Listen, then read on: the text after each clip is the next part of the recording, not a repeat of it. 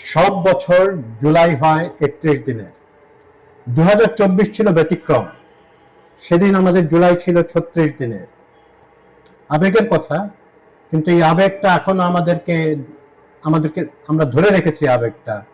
১ বছর প্রায় পার হতে চলল সেই মনসুন রেভলিউশনের এবং শেখ হাসিনার স্বৈরাচার থেকে আমাদের মুক্তির সেই জুলাই।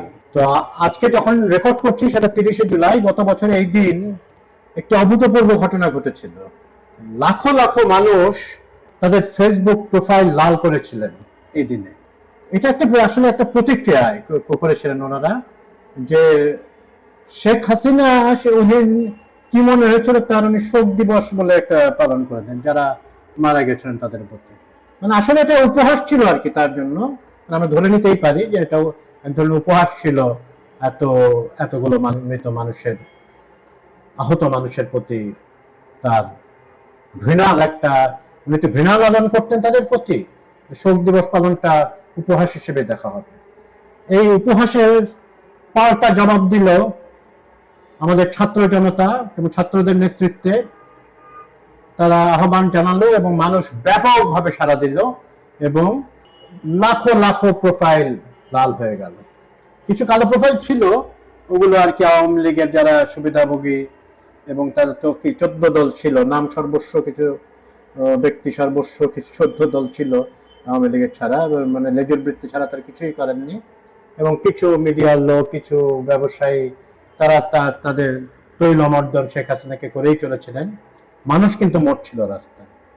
মানে পুলিশ ভদ্রলোক বলেছিলেন যে ইদানিং যার বিরুদ্ধে ব্যবস্থা নেওয়া হলো, স্বরাষ্ট্রমন্ত্রীকে বলেছিলেন সমস্যাটা হচ্ছে যে গুলি করি মরে একটা, উন্ডেড হয়ে একটা, বাকিদের তো চলে যাওয়ার কথা। মানে তার বক্তব্যের মর্মার্থ এরকম ছিল, কিন্তু তারা যায় না, তারা যায়নি শেষ পর্যন্ত।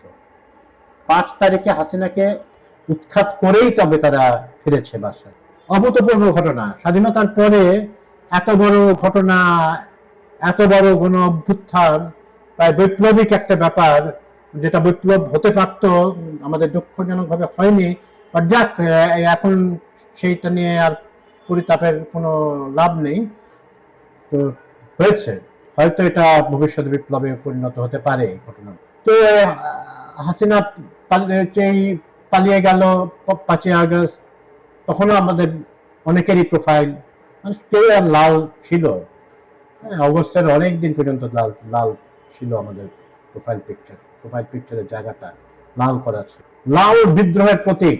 এবং আমাদের এক সময় জাসদ বলতো যে জাতীয় সমাজতান্ত্রিক দল, যারা ওনারা বলতেন যে শ্বেত সন্ত্রাস, মানে তখনও আওয়ামীরা বিপুল মানে ব্যাপক ভাবে সন্ত্রাস করত। তো শ্বেত সন্ত্রাসের বিরুদ্ধে লাল সন্ত্রাস ছড়িয়ে দাও। এখানে ওনারা সন্ত্রাস ছড়ান নাই, নিরস্ত্র ছাত্ররা প্রতিবাদে বিক্ষোভে ফেটে পড়েছিলেন এবং কিছু কিছু জায়গায় প্রতিরোধ গড়ে তুলেছিলেন। এবং শেষ পর্যন্ত প্রতিরোধের মুখে হাসিনাকে লেজ গুটিয়ে পালাতে হয়। ওই দিন ছিল মার্চ ফর ডেমোক্রেসির কর্মসূচি। বৈষম্য বিরোধী ছাত্র আন্দোলনের নেতা আব্দুল কাদের ডাক দিয়েছিলেন মার্চ ফর ডেমোক্রেসিতে। সেটাকেও ব্যাপক সাড়া মিলেছিল। আওয়ামী লীগের গুন্ডা বাহিনী, যাদেরকে হেলমেট বাহিনী বলে অনেকে, তারা পুলিশকে সহযোগিতা করছিল। তারা বেশ সশস্ত্র, তাদের রণসজ্জা আমরা অনেকেই দেখেছি, আমরা রাস্তায় দেখেছি, এবং অনেকেই আমাদের বন্ধু বান্ধব বোনেরা বারান্দার থেকে দেখছিলেন। তো যারা একটু বুঝেন পলিটিক্সের ব্যাপারে, তারা আসলে এই 30 তারিখেই একটু আঁচ পাওয়া যাচ্ছিল শেখ হাসিনার পায়ের তলা থেকে মাটি আসলে সরে যাচ্ছিল, সরে গেল শেষ পর্যন্ত। উনি তার বশংবদ পুলিশ বাহিনীর প্রতি, যুবলীগ ছাত্রলীগের প্রতি অনেক আহ্বান জানিয়েছিলেন খুন অব্যাহত রাখার জন্য। এবং সেনাবাহিনী এবং কিছু পুলিশ সদস্য একটু রিল্যাক্স দেখানো শুরু করেছিলেন বিভিন্ন জায়গায়। ইভেন কর্মকর্তাদের তাদের প্রোফাইল লাল করে ফেলেছিলেন। পুলিশ সদস্য ছিলেন যারা লাল করেছিলেন। যেই মধ্যবিত্ত বা উচ্চবিত্ত শ্রেণীর মানুষ পলিটিক্সে সাধারণত জড়ান না, ওনাদের প্রোফাইলও লাল হয়ে গেছে।